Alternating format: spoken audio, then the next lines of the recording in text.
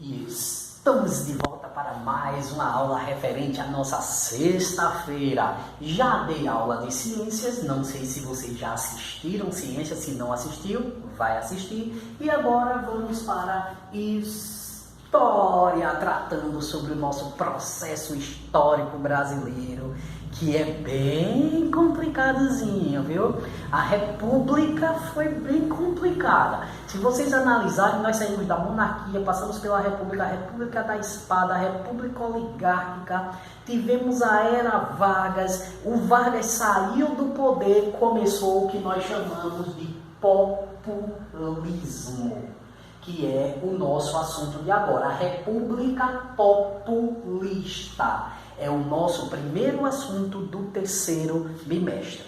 Antes de tudo, eu quero relembrar um versículo que eu até já usei para vocês, que mais uma vez será a base de nossa aula. Salmo 103, versículo 19, que diz que o Senhor instalou o seu trono nos céus e de lá ele reina sobre a terra. E o que eu quero dizer sobre isso? Cada presidente, cada governante que passa por essa terra, eles são eleitos por Deus. Não é pelo meu voto, mas é Deus que coloca ele lá. Professor, mas não é o povo que vota? Sim, mas Deus está no controle de tudo. E não vamos esquecer, viu? Deus, às vezes a gente diz assim, mas por que Deus colocou um governante tão ruim para governar, nós estamos sofrendo? Justamente, Deus também coloca e mantém um governo ruim para castigar o seu povo. Para castigar um povo que é rebelde contra ele. Da mesma forma que Deus coloca um governante bom, maravilhoso para a bênção do seu povo. Mas venhamos e convenhamos, através dos nossos pecados, através de muitas coisas que fazemos de errado, vocês mesmo como criança, a desobediência no dia a dia, você acha que nós merecemos tantas bênçãos de Deus? Não, né? Não. Mas Deus, através de sua misericórdia, todos os dias nos abençoa. Com governo bom, com governo ruim, com governo mais ou menos, seja lá como for, Deus tem cuidado de nós. Porque nós não podemos esquecer que o nosso maior governo, quem governa toda a terra, quem está presidindo toda a terra, quem reina sobre a terra, é o Senhor Deus, o Criador de tudo. Ele que governa, é Ele que toma as decisões, nós só cumprimos. Nós só cumprimos. Qual a diferença do reinado de Deus? É que Ele faz tudo para o bem do seu povo. Vamos orar. Maravilhoso Deus, te agradecemos porque mais uma vez tu nos trouxe aqui para esta aula. Que o Senhor possa nos orientar com sabedoria a entender tudo o que será passado. É o que te pedimos em nome de teu Filho amado Jesus Cristo. Amém. Então, como nós já vimos que Deus, ele é o nosso presidente, é o nosso rei, ele reina sobre a terra, nós não podemos dizer que a República Populista, todos os presidentes que aqui entraram, eles foram enviados por Deus, seja bom ou seja mal. Os bons para abençoar o seu povo, os maus para castigar o seu povo. Vamos analisar o que a República Populista foi. Saímos da Era Vargas, vocês perceberam, lembra lá que a gente só estudou 3 períodos de Vargas e ele tinha 4? Olha o que eu coloquei aqui, volta de Vargas, que foi eleito democraticamente. Por quê? Porque na República Populista o voto voltou. O povo começou a escolher novamente presidentes através do voto. Já ia esquecendo. Antes de tudo, esses presidentes populistas estão na página 436 e 437. República Populista de 1945 a 1964. O meu pai nasceu em 1960. Ou seja, observem que os períodos estão se aproximando dos nossos dias atuais. estão bem mais próximos. O meu pai tem 60 anos, ele nasceu em 1960. O meu pai ainda nasceu no período da República Populista. Né? Aqui o meu pai, quando a República Populista acabou, o meu pai tinha 4 anos de idade. Provavelmente o seu avô pode ter sido desse período. Se você tem um pai que tem essas idades de 60 anos, o seu pai também, né? Mas o que eu quero mostrar aqui para vocês com essas datas é que os períodos estavam muito distantes de nós. Agora eles estão se aproximando de nós até chegar nos dias atuais que nós iremos chegar. Vocês vão encontrar aí no seu livro, na página 436 e 437, Eurico Gaspar Dutra como primeiro presidente populista, Getúlio Vargas como segundo, João Café Filho o terceiro, Juscelino Kubitschek o quarto, Jânio Quadro o quinto e João Goulart o sexto e último presidente. Uma observação importante. Professor, por que esse período da história ficou conhecido como República Populista? Porque foi um período que todos os governantes eles tinham uma postura de ganhar o apoio da população. Ou seja, entre aspas, eles governavam sempre com medidas que viessem trazer benefícios para ele. Eles se colocavam como os salvadores da pátria. Eu vou resolver esse problema, eu vou resolver aquele problema.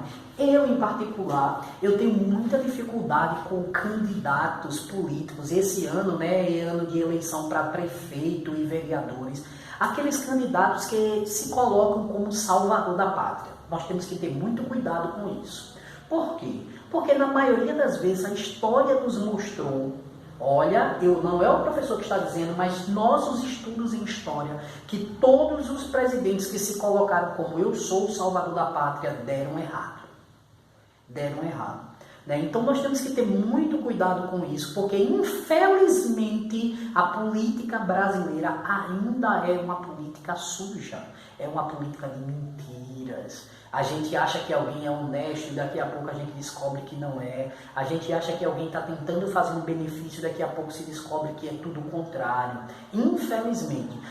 Todos os políticos são assim? Não necessariamente. Mas são tantos que acaba que aquele mais honesto que entra no meio acaba se corrompendo. Né? Infelizmente, e essa palavra tem que ficar grifada, infelizmente a nossa política, o estudo da história da política brasileira mostra que ela sempre foi suja. Pode ser que mude, com certeza, mas até o momento essa é a realidade. Aí, essas pessoas se colocavam como salvadores da pátria, que eu vou resolver o problema, sempre com medidas que viessem agradar, mas em busca do apoio popular. Tinha como características dos políticos, né? Os políticos normalmente eles tinham carisma, eram carismáticos, simpáticos, sorridentes, andavam no meio do povo, atitudes paternas, né? Cuidava do povo, protegia, mas não esqueça, tudo tinha um objetivo, que era enganar, de certa forma, o povo, para que o povo achasse que eles iriam resolver tudo. E não era assim. Mas também tinha o seu lado ruim. Eles eram carismáticos, populares, por isso populistas. Tinham atitudes paternas de cuidar, de proteger, mas também tinham atitudes autoritárias. Eu mando, tu obedece. Era assim que funcionava. Eu te dou, mas tu tem que obedecer. Era assim que funcionava. A República Populista. Aí, gente, eu coloquei em destaque 2 presidentes na República Populista. Vargas e JK. Não que os outros não tiveram importância nenhuma, mas esses 2 são Vargas, porque a gente já vinha estudando a era Vargas, né? Aqui no caso é o 4º período de Vargas, eleito democraticamente, lembra? Governo provisório, constitucionalista, Estado Novo, eleito democraticamente. Na República Populista, Vargas foi eleito democraticamente. Teve eleição e Vargas ganhou. Professor, mas Vargas não tinha sido tirado do poder? Sim, ele foi tirado do poder, mas depois ele voltou e o povo elegeu. Mas aí eu volto a dizer para vocês, lembra quando eu dizia que Vargas era muito esperto, político inteligente? Então, lembra lá quando Vargas foi retirado do poder, que teve um movimento chamado Queremismo, Queremos Vargas? Lembra das medidas de Vargas para os pobres? Aposentadoria, carteira de trabalho, 8 horas de trabalho, folgas semanais, férias remuneradas, né? O salário que o povo não tinha, tudo isso beneficiava os pobres que eram a maior parte naquele tempo. Essas pessoas adoravam Vargas, a maior parte delas adoravam Vargas. Quando teve a eleição, que Vargas chegou, quem ganhou? Getúlio Vargas. Porque tudo que Vargas fazia, gente, não era porque ele era o bonzinho. E a gente viu através da ditadura que ele não era bonzinho. Mas ele estava tentando ganhar o apoio do povo. E isso se encaixaria em populismo. Ele se colocava como um cara popular, ele se colocava com aquelas atitudes que eu estou cuidando de vocês, tudo que eu estou fazendo é por vocês. Mas no final de contas, o que ele queria era permanecer sempre no poder. E aqui tem uma característica. Vargas, quando entrou no poder aqui na República Populista, Vargas, em seu discurso, ele disse o seguinte: prometeu, eu só saio daqui morto. Ou seja, o que foi que ele disse? O poder eu não deixo nunca mais. Eu vou tomar conta do Brasil. Ele queria voltar a ser aquele presidente que só ia tomar conta só do país. Só que as coisas tinham mudado, os tempos tinham mudado, as coisas já não eram mais as mesmas. E o que aconteceu? Getúlio Vargas não tinha mais o poder que ele tinha antes na era Vargas. Ele não tinha mais o apoio de antes. Com isso, foram tendo muitos problemas. E Getúlio Vargas viu que realmente ele ia ter que sair do poder. Por quê? Olha só, nesse tempo o povo votava, mas o presidente só podia passar 4 anos. Quando Vargas percebeu que teria que deixar o poder, né? As crises se agravaram na época, crises econômicas muito graves na época, né? A crise do café, que ele conseguiu trabalhá-la para diminuir o impacto, mas depois a crise aumentou de novo. Alguns assassinatos que houveram na época que direcionavam uma certa culpa também para ele. Vargas se suicidou, ou seja, ele se matou. Lembra da promessa dele? Eu só saio daqui morto. E ele cumpriu a promessa. Eu não vou mais ficar no poder, então eu só saio daqui morto. Ele se matou. Não era porque apenas, eu vou ter que deixar o governo. Não só por causa disso. Lembra o que eu falei? Houveram muitos problemas, inclusive mortes, que estava indicando que ele era um dos responsáveis pela morte de algumas pessoas. E isso fez com que, já quase no final do seu governo, né, 1951 a 1954, ele se suicidasse, ele se matou dentro do palácio do presidente. Então, aqui, definitivamente, acaba a era Vargas. E como acabou essa era do Vargas no poder? Ele se suicidou, ele se matou. A gente pode dizer que todo o governo de Vargas foi ruim? Não. Mas a gente também não pode dizer que foi tudo bom, né? Ele criou medidas muito importantes para nós, até os dias atuais são utilizáveis, mas ao mesmo tempo também teve coisas ruins, ok? Bom, dentro do populismo, eu peço que vocês possam estar dando uma olhadinha nos presidentes. Getúlio Vargas foi o segundo, depois veio João Café Filho, que era... Após a morte de Vargas, seu governo teve características conciliadoras e contou com a participação de militares, empresários e políticos. Buscou reduzir os gastos públicos para combater as dificuldades econômicas. João Café Filho foi quem assumiu após a morte de Getúlio Vargas, acabando assim os 4 períodos de Vargas aqui, eleito democraticamente, se suicidou ao fim do seu governo, certo? Aí eu entro numa figura extremamente importante que está aí na página 437, conhecido como JK. JK é as siglas de Juscelino Kubitschek. Juscelino Kubitschek. E Juscelino Kubitschek, gente, eu quero que vocês prestem muita atenção no que eu vou falar. Ele foi um presidente visionário, né? Foi um cara que planejou Foi o cara que idealizou Brasília. Olha, eu vou levar Brasília para o coração do Brasil. Porque aquela região ela é pouco habitada. Então, com a construção da capital ali, a gente vai habitar Brasília. Né? A gente também vai conseguir integrar o Brasil, aproximar o Brasil uma parte mais da outra. Então, foi um presidente que idealizou Brasília. Foi no seu governo que surgiu a nova capital. Até então era o Rio de Janeiro. Antes de Juscelino Kubitschek, a capital, tipo Vargas, Café Filho, foi o Rio de Janeiro. Só a partir do governo de Juscelino Kubitschek, o JK, foi que Brasília foi idealizada, construída e inaugurada. Brasília foi uma cidade totalmente planejada, que nós vamos estudar na próxima aula, idealizada por Juscelino Kubitschek. Esse plano que ele tinha na cabeça lançou para urbanistas, para arquitetos, o Oscar Niemeyer, que é tão conhecido, ele fez todo um projeto junto com um urbanista e criou a capital que hoje é Brasília. Juscelino Kubitschek, ele tinha uma visão também, um slogan de campanha, O slogan é aquela coisa que você coloca para te identificar. Por exemplo, eu lembro que numa eleição que o Tiririca ganhou, ele sempre dizia, pior do que está, não vai ficar. Ele, toda vez que ele ia fazer a propaganda dele, ele sempre dizia isso, pior do que está, não vai ficar. Isso é um slogan. E o slogan de Juscelino Kubitschek era 50 anos em 5. Ou seja, ele dizia que iria fazer com que o Brasil desenvolvesse em 50 anos, ou melhor, ele iria fazer que o Brasil desenvolvesse em 5 anos o que seria desenvolvido em 50, ou seja, o tempo de 50 anos ele iria fazer só em 5.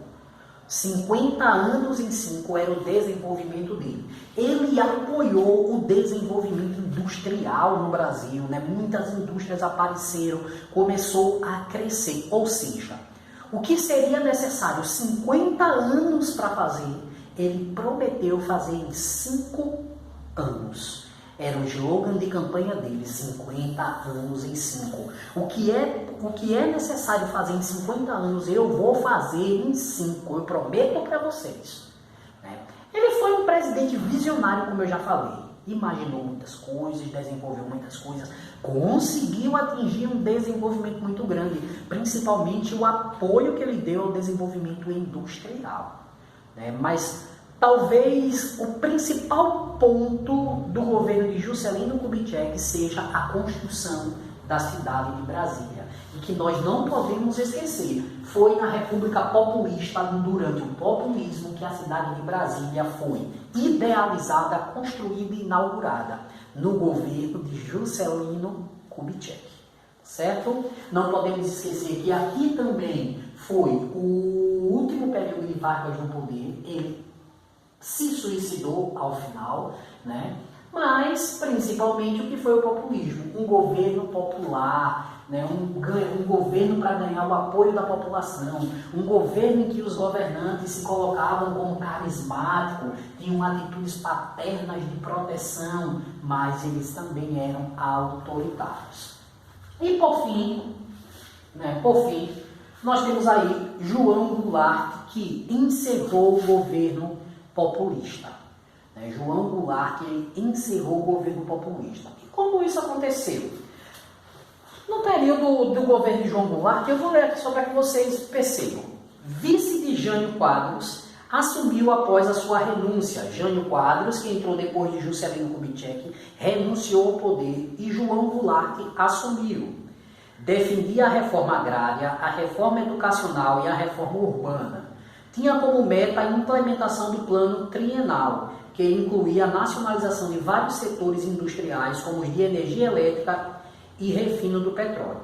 Foi deposto, ou seja, ele foi tirado por militares em 31 de março de 1964. sobre a alegação de que seu governo culminaria com a implantação de uma ditadura comunista, ou seja, se era ou se não era, eu não tenho a habilidade suficiente, o conhecimento suficiente para dizer a vocês se foi ou se não foi. Mas ele foi retirado do poder, houve mais um golpe militar, ele foi retirado do poder por ter indícios de que o seu governo acabaria novamente em uma ditadura no Brasil, né? E que não seria nada bom. Nada bom. A gente viu que a ditadura de Vargas não foi nada boa. E isso fez com que novamente acontecesse um golpe militar, mas aí a gente saiu de uma ditadura comunista e entrou, numa ditadura militar, que é o que nós vamos ver à frente. Né? João Goulart foi retirado do poder para não entrar em uma ditadura comunista, e nós entramos em uma ditadura militar, que foi um dos piores momentos que nós tivemos na história do Brasil. Nós vamos ver no decorrer de nossas aulas, tá bom? Por hoje é só. Governos populistas, República Populista, onde Getúlio Vargas teve o seu 4º período, onde JK idealizou e foi construída a capital, Brasília, né? Um governo que tinha como característica ganhar o apoio do povo através do carisma, de atitudes paternas, mas também era um governo autoritário. Ok? Até a próxima aula. Na dúvida, volta ao vídeo, porque ele continuará aí. Assiste quantas vezes precisar, tá bom? Tchau e até a próxima semana.